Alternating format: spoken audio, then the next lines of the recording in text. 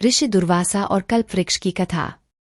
एक समय जब श्री रामचंद्र जी का दर्शन करने के लिए अपने 60,000 शिष्यों सहित दुर्वासा ऋषि अयोध्या को जा रहे थे, तब मार्ग में जाते हुए दुर्वासा ने सोचा कि मनुष्य का रूप धारण कर यह तो विष्णु जी ही संसार में अवतीर्ण हुए हैं। यह तो मैं जानता हूँ, किंतु संसारी जनों को आज मैं उनका पौरुष दिखलाऊंगा। अपने मन में ऐसा विचारते हुए वे अयोध्या आए और नगरी में प्रवेश कर सबको साथ लिए भगवान के भवन के 8 चौकों को लांघकर पहले सीता जी के भवन में पहुंचे। तब शिष्यों सहित दुर्वासा को सीता जी के द्वार पर उपस्थित देख पहरेदारों ने शीघ्रता से दौड़कर श्री रामचंद्र जी को इसकी सूचना दी। यह सुनते ही भगवान राम मुनि दुर्वासा के पास आ पहुंचे और प्रणाम कर सबको बड़े आदर सहित भवन के भीतर लिवा गए तथा बैठने के लिए सुंदर आसन दिया।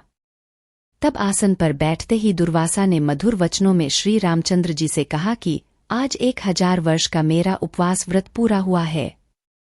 इस कारण मेरे शिष्यों सहित मुझे भोजन कराइए और इसके लिए आपको केवल 1 मुहूर्त का समय देता हूँ।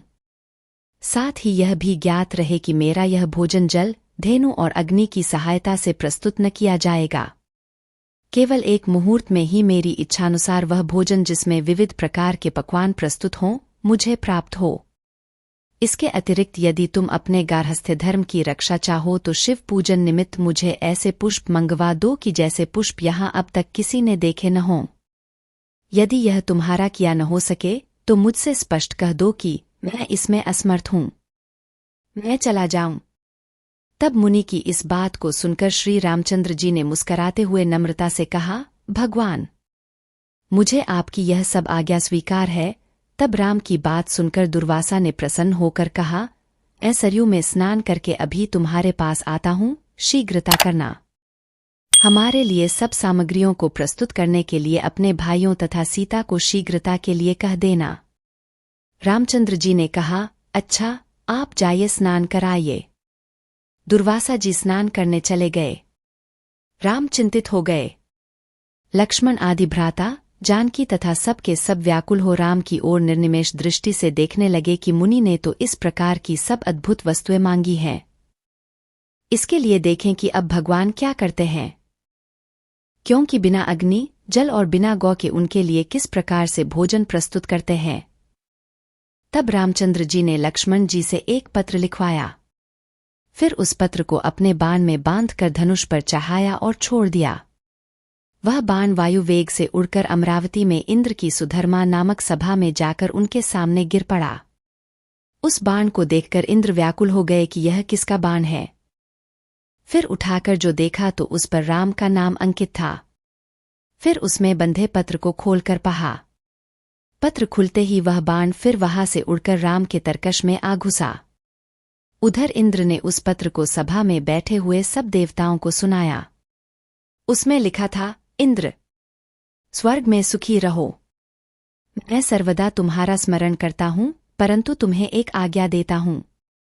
आज 1000 वर्ष के भूखे हुए दुर्वासा मुनि अपने 60,000 शिष्यों के साथ मेरे यहाँ आए हैं। वे ऐसा भोजन चाहते हैं जो गौ, जल अथवा अग्नि के द्वारा सिद्ध न किया हो। इसके साथ ही उन्होंने शिव पूजन के लिए ऐसे पुष्प मांगे हैं जिन्हें कि अब तक मनुष्यों ने न देखा हो। मैंने उनकी यह मांग स्वीकार कर ली है। वे सरयू में स्नान करने गए हैं। इसलिए तुम शीघ्र ही कल्पवृक्ष और पारिजात जो क्षीरसागर से निकले हैं, क्षणमात्र में मेरे पास भेज दो। इसके लिए रावण के संहारक मेरे बाणों की प्रतीक्षा मत करना। यह पत्र देवताओं को सुनाकर इंद्रदेव तत्क्षण उठ पड़े और कल्पवृक्ष तथा पारिजात को साथ ले देवताओं सहित विमान में बैठकर अयोध्या में आ पहुंचे। लक्ष्मण जी ने इंद्र का स्वागत किया। इंद्र ने राम के पास पहुंच पारिजात और कल्पवृक्ष को राम को अर्पण किया। इतने ही में सरयू तट से दुर्वासा ने अपने एक शिष्य को राम के पास भेजा कि तुम जाकर देखो कि राम इस समय क्या कर रहे हैं। मैंने जो आज्ञा दी है उसके अनुसार कुछ अन्न अब तक बना है कि नहीं, अब तक वैसे ही चिंतामग्न है या कुछ कर रहे हैं। यदि मेरी आज्ञानुसार पकवान प्रस्तुत कर रहे हैं तो अब तक कितनी सामग्री तैयार हुई है, यह सब तुम चुपके से देखकर मेरे पास आओ। तब जो आज्ञा, ऐसा कहकर वह शिष्य राम के भवन में आया। देखा तो कल्पवृक्ष और पारिजात से युक्त देवताओं की मंडली में राम विराजमान है। यह देखकर उस शिष्य ने शीघ्र ही दुर्वासा के पास जाकर वह समाचार कह सुनाया। शिष्य की यह बात सुनकर दुर्वासा को आश्चर्य हुआ। स्नान कर शिष्यों को साथ ले दुर्वासा ऋषि श्री रामचंद्र जी के सुंदर भवन में आ पहुंचे। दुर्वासा जी को आया देख देवताओं सहित राम ने उठकर उन्हें तथा उनके सब शिष्यों को बड़े आदर के साथ प्रणाम किया और उत्तम आसन पर बिठाकर सीता तथा लक्ष्मण आदि के साथ उनकी पूजा की। फिर जिन पुष्पों को मनुष्यों ने अब तक नहीं देखा था, शिव पूजन के हेतु पारिजात के उन पुष्पों को राम ने दुर्वासा के समक्ष प्रस्तुत किया। उन पुष्पों को देख मुनि दुर्वासा ने एक बार तो आश्चर्य किया, किंतु मौन भाव से उन्हें ग्रहण कर शिव जी तथा अन्य देवताओं की उन पुष्पों से पूजा की। फिर उसी क्षण श्री रामचंद्र जी ने लक्ष्मण तथा सीता आदि को सब भोजन परोसने की आज्ञा दी।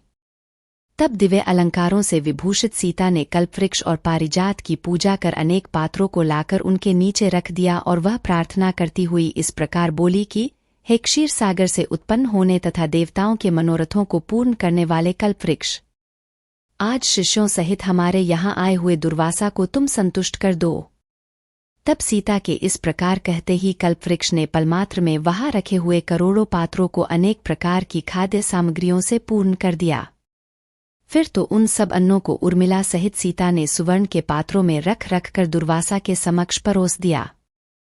फिर तो रामचंद्र से निवेदित दुर्वासा ने अपने शिष्यों के साथ बड़े प्रेम से वह सब भोजन किया। फिर हाथ मुँह धो तांबूल तथा दक्षिणा ली।